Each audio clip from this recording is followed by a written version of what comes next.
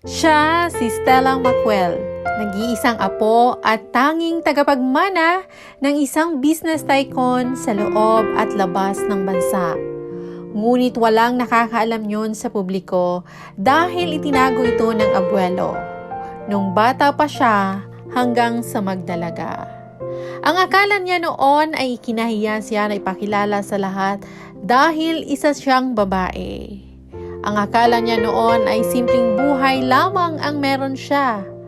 Ang kinikilalang pinsan ng ama na siyang nag-alaga sa kanya ay katulong pala nila. Ang akala niya rin noon ay nagtatrabaho sa malayo ang abuelo at ang ama dahil madalas ay wala ito. Mali rin pala lahat ng iyon. Okay, 5 years. Tumango si Don Fausto at mukhang nagbilang pa ng taon sa daliri nito. Magkakaroon ng malaking event upang pumili ka ng lalaking mapapangasawa mo. Dagdag pa niya. Napailing na lang si Lauro habang pinagmamasdan ng ama. Ngayon pa lang ay halatang natutuwa na ito sa mga mangyayari.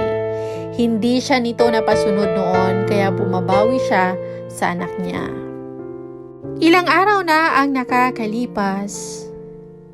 Wala pa rin bang balita? Naiinip na tanong ni Charles kay Roy.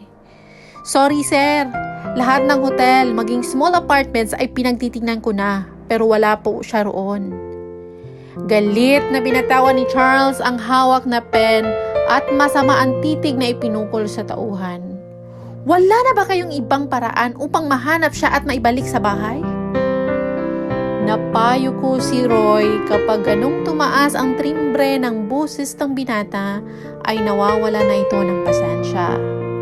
Gusto nitong ibalik sa bahay na ibinigay nito ang dating asawa bago pa dumating ang abuelo nito. Ilang araw na rin ang lumilipas at hindi na niya makontak si Stella. Ang ikinagagalit niya ay kinuha lang nito ang pera pero hindi sinunod ang isa sa kasunduan na nasa kasulatan. Nakalakip doon na kailangan pa rin itong magpakita sa abuelo at tulungan siyang makumbinsi ang matanda na maghiwalay sila ng maayos.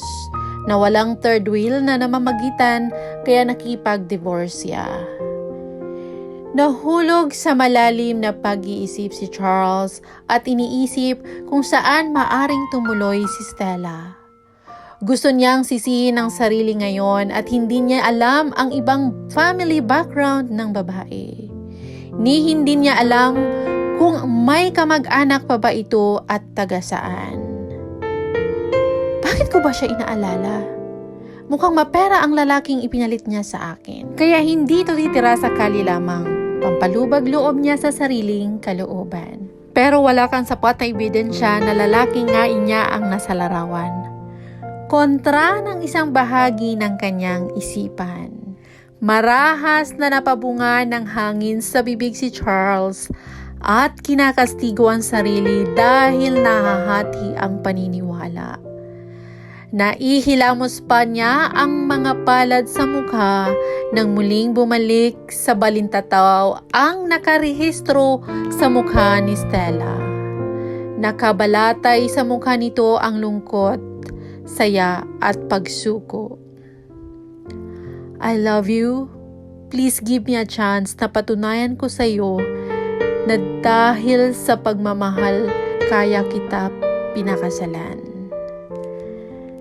Naikuyom niya ang kamaong nakapatong sa lamesa at muling naalala ang pakiusap sa kanya ng dating asawa.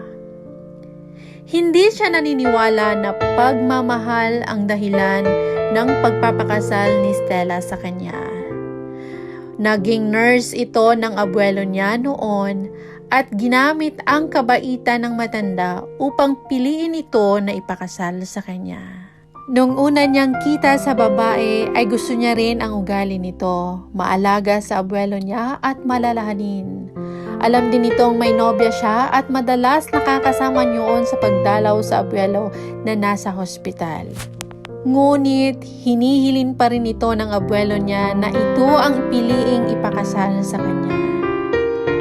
Napukaw ang diwa niya mula sa pagbabalik tanaw ng may kumatok sa pintuan.